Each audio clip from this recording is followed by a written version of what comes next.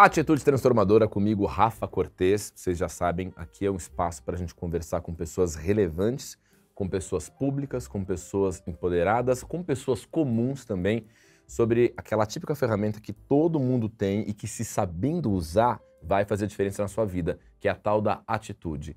E a minha entrevistada de hoje é a Esther Carro.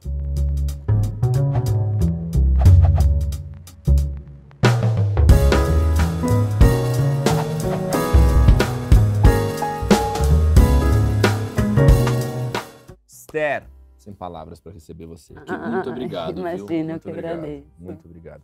Esther Carro é uma empreendedora social.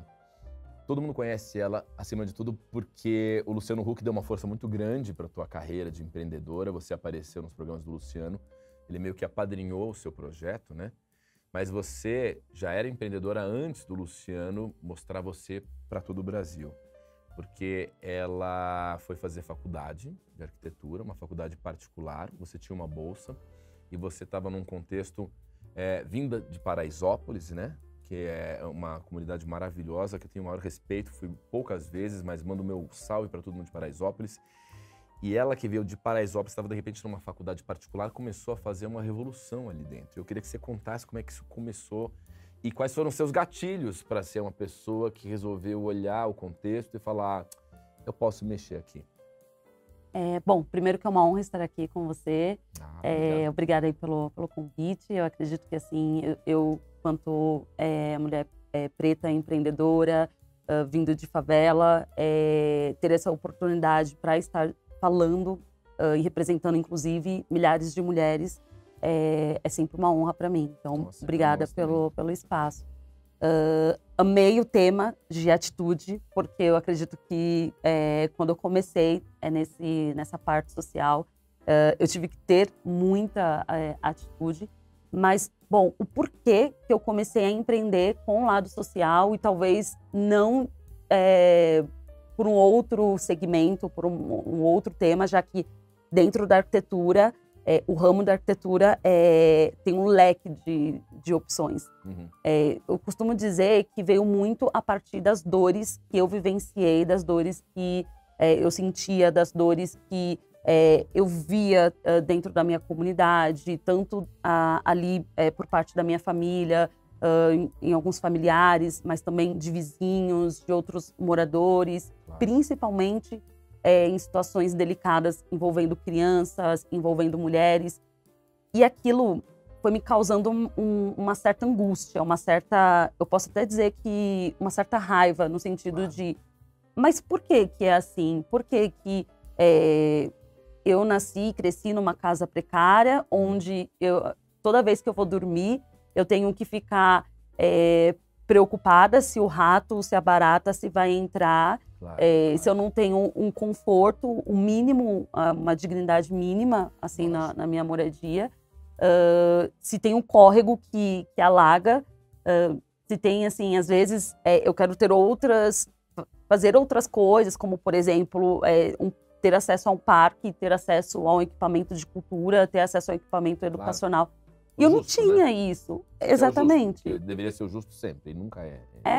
Um horror isso. Então, eu cresci nesse cenário, vivenciando essas diferentes realidades. E, ao mesmo tempo, o que eu acho que era o mais chocante é porque todo o complexo de Paraisópolis ele está inserido numa das regiões mais nobres da cidade de São Paulo, que é a região do Morumbi. Então, eu olhava uma realidade e, do outro lado, era outra completamente diferente. Eram ali mansões, piscinas, casarões e grandes edifícios. E aquilo me causava uma certa angústia. Por que eu tenho que demorar? Para você ter noção, eu levava cerca de 30, 40 minutos para acessar a escola. Tinha que ir andando. Imagina quando chovia, como que era pesado, assim. E naquela época, não existia ainda programas de transporte público, hoje, como já existem alguns com as peruas escolares, transportes escolares, e aí você consegue a gratuidade. Naquela época não tinha isso. Então, para ter o acesso à educação, a educação básica era extremamente isso? Porque na minha comunidade não tinha nenhuma escola ali dentro do Jardim Colombo. Então, só para lembrar, você já tinha toda essa referência, né? Você já tinha toda essa prática dessa injustiça, né? Você vivendo em Paraisópolis já sabia dessas dificuldades todas. E isso, obviamente, já estava movimentando uma energia em você de querer mudar isso assim que você tivesse uma oportunidade. Qual foi essa oportunidade que você começou a se ver como um elemento transformador, assim? Olha, foi aí, acho que começou tudo pela inspiração do meu pai e da minha mãe. Porque eles já tinham um envolvimento, algum engajamento voltado para esse lado social. Uhum. E aquilo foi disseminando. Então, eu acredito muito que quando a gente vê um exemplo dentro de casa, a gente vai replicar, Claro. Sendo bom ou sendo mal. Uhum. E, de alguma forma, eu observava as atitudes que os meus pais eles iam tendo, sabe? Ou a maneira como eles se comportavam, a maneira como eles agiam com os outros, com os próximos. A minha casa era muito pequena. Mas, assim, era uma casa que às vezes tinha 12 pessoas, 15 pessoas. E aí recebia primos, primas, e tias e tios. Era um lugar, assim, de acolher pessoas. Então, mesmo com todas as nossas dificuldades, sempre tinha um acolhimento por parte deles. Então, aquilo, de alguma forma, foi... Opa, peraí, tudo bem. A gente não tem ali o que deveria ser o correto, mas ainda mesmo não tendo, olha a maneira como a minha mãe está se comportando, olha a maneira como meu pai está se comportando. Não. Eu lembro algumas cenas de ver a minha mãe, o que ela cozinhava, o que ela preparava, ela depois, no final da tarde, ela dividia com os vizinhos. Legal. Então, eu cresci, tanto é que eu tenho às vezes dificuldade para falar a palavra favela, não porque eu não gosto da palavra favela, Uhum. que eu acho que a gente tem que sim falar sobre favela, mas porque a palavra comunidade é muito forte para mim, porque eu cresci vendo, apesar das dores, apesar das dificuldades, a comunidade em ação, a comunidade construindo de forma coletiva, um ajudando o outro. Uhum. E a partir disso, dessa vivência, desse entendimento, desse exemplo por parte da minha família, desde muito pequena, eu falava assim, bom, então a profissão que eu for exercer, ela vai ter que voltar para a minha comunidade. Eu não aceito, assim, fazer uma faculdade, sair e não reverberar com alguma atitude, com alguma ação positiva. Eu não sei porquê, mas eu tinha isso muito claro na minha mente. A princípio, eu queria ser professora. Uhum. Que é a profissão, inclusive, que assim, para mim é a número 1. Eu admiro essa profissão, acho que o educador que educa, que ensina. E eu sou fruto, né, disso, inclusive de escola pública, do esforço dos meus professores. Só que em um dado momento, ali, os meus professores percebendo a minha dinâmica dentro da sala de aula, eles falaram assim, Esther, você não quer pensar em outras possibilidades? E aí veio a minha amiga, ela também moradora ali do Jardim Colombo, e ela apaixonada por moda, e ela já me conhecia e tudo, e ela falou assim, por que você não faz arquitetura? Que legal. Aí eu, mas assim, bom, mas eu já contei pra você que a profissão que eu quero fazer, ela tem que impactar o lugar onde a gente vive. Como assim? O que a arquitetura tem a ver com isso? E até uns 7, 8 anos atrás, falar sobre arquitetura social ainda era um tabu. As pessoas não sabiam, não tinham ainda tantos projetos, tantas iniciativas como se tem hoje. Lógico. E então, para mim, foi assim, mas espera aí, se tem alguém que está me enxergando, alguém que me conhece bem, está me enxergando como arquiteta, por que não pensar nessa possibilidade? Demais. E aí o start deu mesmo, no último ano do ensino médio, eu ganhei uma bolsa num colégio particular. E com essa bolsa, no final ali do ensino médio, eu tinha que fazer uma espécie de um TCC. Uhum. E nesse TCC, eu tinha que explorar um pouco sobre a profissão que eu queria exercer. E eu falei, olha, esse é o momento de eu entender se é realmente, de fato, a arquitetura que eu quero seguir. Claro. E aí foi onde eu tive contato com o pessoal, alguns arquitetas da prefeitura que estavam atuando ali em Paraisópolis. E eles começaram a me mostrar. Tá vendo essas intervenções? Tá vendo isso? Tá vendo isso daqui? E aí eu Aí você entendeu que tinha que fazer arquitetura mesmo. E você foi fazer aonde? A faculdade é na FMU. Isso. Agora, olha que coisa curiosa, né? Porque não necessariamente a arquitetura era a paixão da sua vida, né? Você foi imbuída de um propósito, né? Você falou, vou fazer a faculdade que mais possibilitar alguma mudança positiva para a comunidade de onde eu vim. Isso falou mais forte do que a sua paixão, porque pela paixão você talvez fosse para o magistrado, né? Sim. Então, eu te pergunto assim, atitude tem muito mais a ver com necessidade ou com paixão? Boa pergunta. Olha, eu acredito que no meu caso tem muito mais a ver com a questão de necessidade, assim. Uhum. Porque tanto é, como você mesmo já disse, eu poderia muito bem ter seguido esse outro lado, porque eu aprendi a ler muito cedo, com 6 anos de idade eu já estava lendo. Com 7, 8 anos, eu já ensinava outras crianças a ler. Eu já tinha uma paixão muito grande, assim. Eu via os meus professores, eu falava assim, nossa, um dia eu quero ser como eles. Uhum. Então, meus olhos brilhavam por essa profissão. Claro. E eu gostava muito de falar, e eu, assim, tinha uma facilidade muito grande, apesar de ser tímida, na época na escola, eu tinha uma facilidade muito grande para falar. E aquela era a minha paixão. Uhum. Mas, entendendo um pouco, escutando um pouco do que as pessoas que estavam do meu lado falavam e entendendo também esse meu outro desejo de querer impactar a minha comunidade, então essa necessidade ela falou mais alto. Claro. Então isso foi o que de fato assim me levou a ter, não, agora eu bato o martelo, eu vou entrar para arquitetura e dentro da faculdade eu também tive vários desafios. Quando eu falava de favela, não era assim, só tinha eu e mais uma pessoa que tinha o contexto assim periférico. Sim. As outras pessoas não tinham. As outras pessoas falavam assim, hoje eu fui viajar, sei lá, para Espanha, que eu fui viajar para tal lugar, não, que eu conheço tal. E eu assim, eu ficava perdida. E agora? Como assim? O que eu tô fazendo aqui? Será que é isso?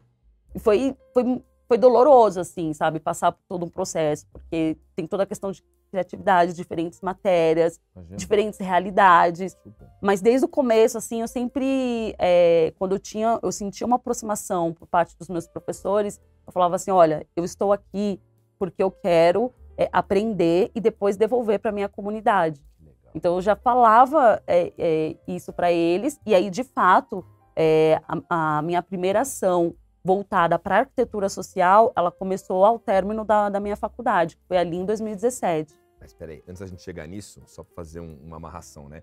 Você vê, você tinha todo um repertório que veio da tua casa, né? Porque seus pais foram uma referência, né, de transformação social pela prática de uma série de ações boas dos seus pais, um ótimo exemplo em casa, né? Aí você ficou com vontade de responder à altura de tudo isso e devolver alguma coisa para Paraisópolis, consequentemente para a sociedade, com o seu conhecimento. Quando você entrou na faculdade, a necessidade falou mais alto do que a paixão. Só que eu imagino que quando você começou a pôr em prática as coisas que você acreditava, elas te deixaram profundamente apaixonada, né? E aí necessidade e paixão passaram a andar juntas. Exato. E eu quero saber qual foi aquele gatilho, assim, uma vez que você estava na faculdade, qual foi a primeira coisa que você conseguiu fazer, que você empreendeu, que você criou, que você teve a atitude de realizar e que falou para você, nossa, tô devolvendo algo para Paraisópolis. O que foi esse episódio em si? Eu acho que a primeira foi a reforma de uma moradia de uma senhora, que na época, ela tinha 5 pneumonias e estava com 80 anos, se eu não me engano, ou beirando os 80 anos, alguma coisa assim. E a casa dela, assim, ela morava numa casa de 19 metros quadrados, sem nenhuma ventilação, com muito mofo.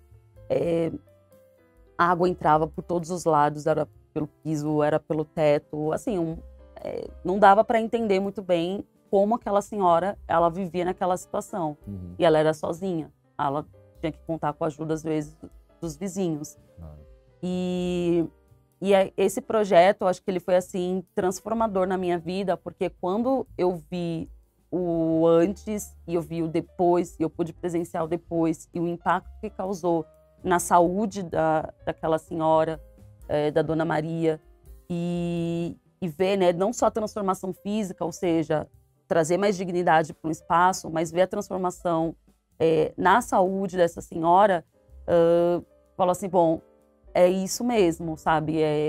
Olha que bonito, olha só, ter feito essa ação com as minhas próprias mãos, claro, com o apoio também de muita gente, mas olha que incrível, olha só o impacto que está causando. Por que não replicar? Por que não ter casas de mais Donas Marias sendo transformadas? Por que não trazer mais dignidade para outros lares?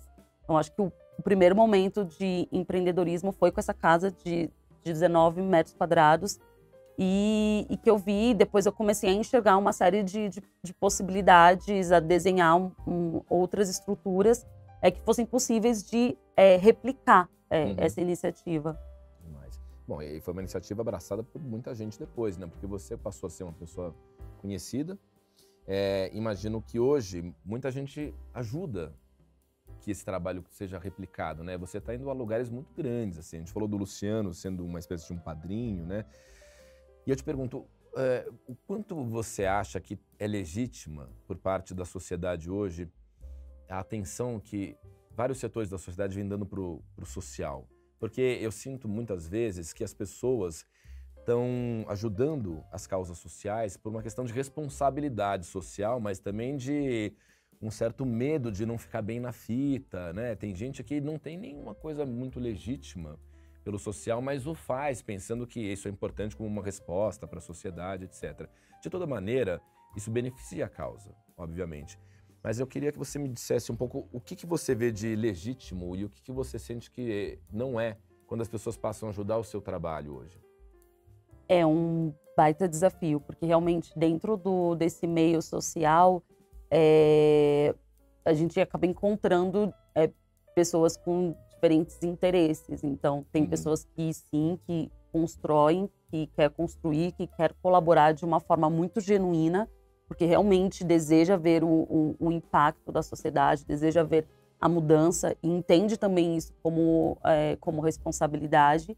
E, ao mesmo tempo, eu já tive pessoas que passaram, assim, dentro da organização, que o interesse era mais, muitas das vezes, querer se promover ou querer, então eu vou fazer tal projeto. Não, mas eu já estava com essa ideia há muito tempo, né? Enfim, então, assim, é um pouco delicado. E hoje eu já sei separar essas duas coisas.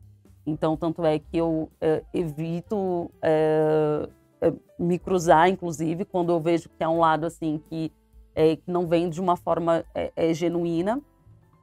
Mas eu entendo até para quem está começando com essa parte do empreendedorismo social, no começo é muito difícil. Você apanha várias e várias e várias vezes até você entender assim, o que fazer, como fazer, com quem se conectar, quais os caminhos percorrer. Será que eu vou por um caminho de um edital? Será que eu vou por um apoio de uma iniciativa privada? Será que eu vou por um apoio de pessoas físicas? Será que eu faço campanha? O que fazer? Então, hoje não. Hoje a gente já sabe quais são esses caminhos.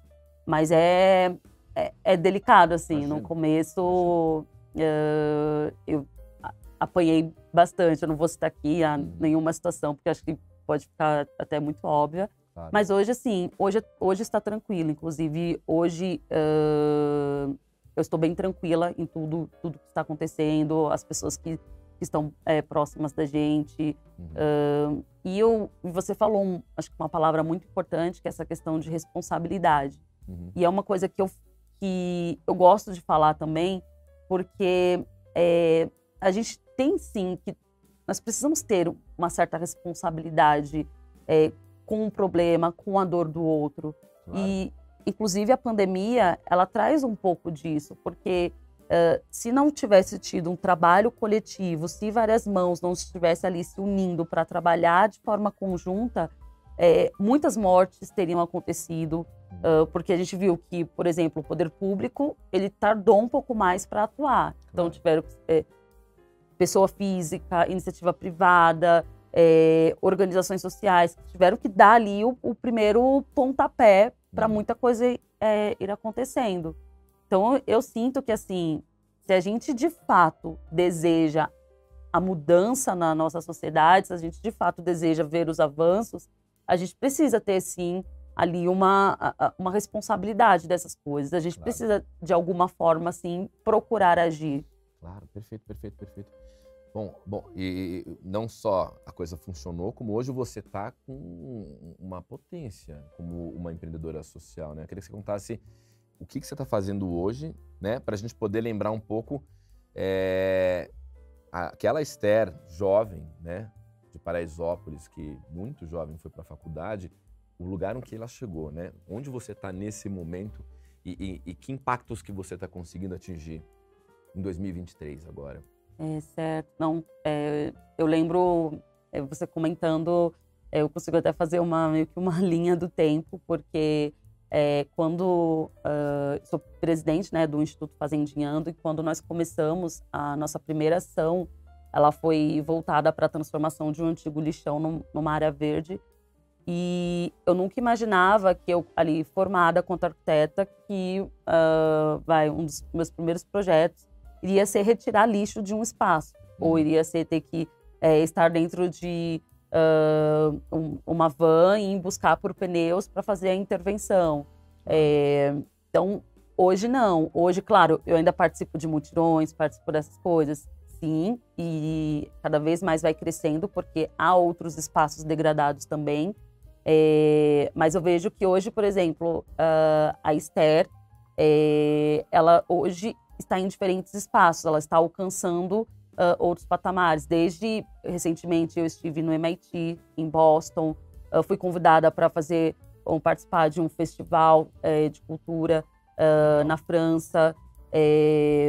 Enfim, agora de pouco, eu estive na Espanha. Então, assim, eu nunca imaginei na minha vida que o meu trabalho ele pudesse me levar para esses lugares. Eu acho que as pessoas também têm um certo preconceito quando fala sobre empreendedorismo social. Mas o que eu vou receber com empreendedorismo social? Mas o que sabe? Onde que eu vou chegar? Não, mas eu quero tal profissão porque eu sei que eu vou fazer isso e aquilo. E hoje, acho que não só eu, mas diversos empreendedores sociais estão mostrando que nós podemos chegar aonde nós quisermos, sabe? E isso não só a nível nacional, mas a nível internacional também. Agora, recentemente, vai sair eu acabei de dar uma entrevista para uma revista de arquitetura italiana, que vai sair em julho. Tem também a Trienal, uma arquiteta da Nigéria, super renomada, entrou em contato comigo. Então, assim, teve a Vogue também no ano passado. Esse ano, inclusive, cheguei a conhecê-la. Então, assim, houve um aumento muito grande nesse sentido midiático e que contribui para fortalecer, para as pessoas terem uma confiança maior na nossa organização, mas houve também um aumento muito grande do impacto na vida das pessoas. Claro, então, o que nós começamos começando ali com um lixão, hoje nós já capacitamos mulheres na área da construção, na área da gastronomia, na área do artesanato, conectamos essas mulheres com o mercado de trabalho, reformamos esses lares, elas mesmas, na verdade, reformam esses lares com o apoio, com o conhecimento que elas recebem. Então, eu falei aqui anteriormente que eu queria entrar na faculdade de arquitetura porque eu queria abstrair conhecimento técnico para poder levar para minha comunidade. Hoje, eu posso compartilhar esse conhecimento técnico, auxiliar na capacitação de outras mulheres, não só na parte técnica, mas de alguma forma também empoderar as mulheres. Quando a Esther ela está falando, eu gosto muito que as pessoas elas sintam que na Esther ela não está falando só por ela, mas a Esther ela está falando por muitas e muitas mulheres. E assim, claro, agora quando eu estava vindo aqui a caminho, eu estava recebendo um áudio de uma das nossas fazendeiras falando assim: Esther, obrigada, deu certo no trabalho. Ontem eu recebi áudio nós tivemos agora no final de semana uma ação que impactou 120 mulheres com entrega de kits, um acompanhamento psicológico, tem uma série de atividades em parceria também com escritórios de arquitetura. E, foi incrível, me senti tão bem, sabe? Então, acho que o bacana, o que eu vejo, e que eu acredito também que é o diferencial da nossa instituição, é que as pessoas elas se sentem acolhidas. É que a gente não quer ajudar ou intervir para depois aparecer na capa de uma revista. Não tem esse interesse. Acho que isso é consequência. Claro. Se acontecer, tudo bem. Se não, tá tudo bem, tá tudo tranquilo. Mas eu acho que o que é mais bonito das nossas ações é ver as pessoas sorrindo. É ver as pessoas... É o resultado que É o resultado. Nós tivemos um festival de cultura. Olha a quantidade... Eu me emociono até de falar. Agora, dia 2 de abril, nós tivemos um festival de cultura na Fazendinha, num espaço que era um antigo lixão. E ali houve a participação de 700 moradores, entre famílias, crianças, um espaço que era um antigo lixão. E ali as pessoas, a gente estava comendo junto, as mulheres foram capacitadas na nossa cozinha comunitária, receberam uma capacitação, aprenderam sobre Baião de Dois, nós estávamos falando sobre a cultura nordestina, porque há muito nordestino na região ali de Paraisópolis, e a gente queria enaltecer essa cultura. Então, assim, o Fazendinhando, ele tem muito disso, sabe, de enaltecer as vozes que geralmente são silenciadas. Ele tem muito de, assim, empoderar as pessoas. Nós não queremos que as pessoas criem uma dependência. Claro. As nossas ações, elas não vão ser para as pessoas, ai, não, então eu preciso depender do Fazendinando para que tal ação aconteça. Não, muito pelo contrário. É diferente. Exatamente. A gente quer ensinar, a gente quer educar, quer mostrar que a saída, que a solução está lá. E que eles e que elas são parte dessa solução, fazem a diferença. E está ali, ó, nas mãos de cada um. Então, a gente ensina um pouco disso. E, inclusive, teve as casas, as moradias, elas são muito... A maioria são muito pequenas. Então, tem muitas casas que não têm quintais, que não tem o espaço para brincar. Então, hoje a Fazendinha, ele se tornou o coração do Jardim Colombo. E tem um relato, que para mim é um dos relatos mais fortes, que eu gosto muito. Esse aconteceu no festival do ano passado. E um menininho, que eu conheço ele desde a barriga da mãe dele, e ele estava com os 2 irmãozinhos, menor que ele uns 12 anos, 12, 13 anos ele tem no máximo. E os irmãozinhos dele, menorzinho. Ele foi pro festival, ele estava com os dois irmãozinhos segurando as mãos deles. E ele estava com um machucado em volta do olho. E aí eu falei assim, eu achei estranho, aí eu fui perguntar para ele. O que aconteceu? Tá tudo bem? Aí ele, não, tia, eu caí da escada. Aí tudo bem. Aí eu falei, então tá bom, né? Aí eu voltei para as atividades. Quando foi à noite, a tia dele é uma das nossas fazendeiras. E ela falou assim, Esther, desculpa, eu não consegui participar do festival, porque o meu cunhado ele começou a beber e ele começou a agredir todo mundo de casa, inclusive aquele menino que estava com o olho machucado. Não é porque ele tinha caído da escada, é porque ele havia apanhado do próprio pai, que ele estava defendendo a mãe, e o pai bêbado, e ele lá defendendo. E aí aquilo, eu não consegui dormir naquele dia, porque eu falei assim, olha que incrível a transformação, o impacto que a gente está causando. A criança, ela não tem a segurança dentro de casa, mas ela estava tendo a segurança ali numa área que era um antigo lixão, sabe? Então você vê assim, eu poderia aqui citar milhares e milhares de depoimentos, de coisas. Na época da pandemia, eu chegava a receber 200, 300 mensagens. Eu chegava a receber mensagens de mulheres que estavam sendo agredidas de madrugada, de coisas assim, de coisas caóticas. Então, de fato, a gente causa impacto, sabe? De fato, a gente quer transformar, a gente quer empoderar, a gente quer trazer mais dignidade. E eu acho que até para as pessoas que estão ouvindo, quando pensar em arquitetura, que não pense só nessa questão luxuosa. Que ok, tudo bem você querer escolher tal mobiliário, escolher aquilo que condiz com o seu conceito, com o seu perfil, tá tudo bem. Mas pensar também que existe essa arquitetura social, que existem moradias que não tem banheiro. Agora nós estamos reformando uma casa de 4 metros quadrados, é a menor casa do Brasil. Não tem banheiro, é um senhor que mora. Eu não sabia que existia esse caso. Eu não sabia. E aí, sabe como que eu conheci o Tiquinho, a história dele? Foi porque a comunidade começou a fazer um mutirão na casa de uma mulher com 2 crianças, porque o conselho tutelar queria tirar as crianças porque a casa dela estava um caos. E a comunidade começou, ela, por conta própria, a fazer um mutirão para ajudar a situação daquela mãe. E o Tiquinho, foi uma das primeiras pessoas a participar. E aí, tudo bem, o pessoal eles nos acionaram, a gente começou a entrar juntos também nesse mutirão, e falando ali, acompanhando, acompanha tal ação, tal. Não, Esther, é porque você não viu a casa do Tiquinho. Aí eu, como assim a casa do Tiquinho? Não, me leva até lá. Quando eu fui, não tem 4 metros quadrados a casa dele. Sendo que ele era um dos voluntários para ajudar a casa de uma outra pessoa. Exatamente. E em nenhum momento ele falou da dele. Exatamente. Que loucura. Exatamente. É por isso que eu acho que a palavra comunidade é muito forte. Certo. Porque às vezes tem isso de você, não sei se o correto é dizer maquiar a sua dor, mas é tentar, às vezes você quer diminuir a sua dor, porque sabe que às vezes a dor do outro ali, ela tá um pouco mais latente ou é um pouco mais urgente. Então, eu presenciei muitos momentos como esse.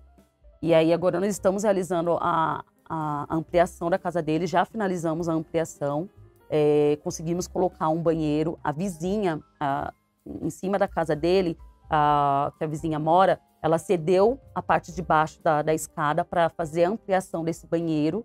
E aí a gente conseguiu. Então, mais uma vez, a comunidade ajudando. Mais uma vez, ela disse, não vou ser egoísta. Ela poderia falar assim, não, mas aí é meu, eu vou fazer alguma coisa, esquece. E ela não foi assim. Ela falou, pode fazer. E aí a gente conseguiu fazer a ampliação. E agora a gente está entrando na outra parte da casa, que é um pouco mais complexo, porque, enfim... O projeto que eu fiz é ter uma cama elevada, tem a escada que vai virar guarda-roupa, que vai dar para colocar um refrigerador, aí ele vai ter ali um gabinete, onde vai conseguir estar lavando a mão. Enfim, a gente vai estar trazendo mais dignidade. Mas é a menor casa do Brasil. A menor casa do Brasil é essa do Tiquinho. Mas vai ser a menor casa mais da hora do Brasil depois que você mexer nela. Você vai ficar demais, tenho certeza. Então, olha, para encerrar com a Esther, olha que feedback legal que ela deu pra gente.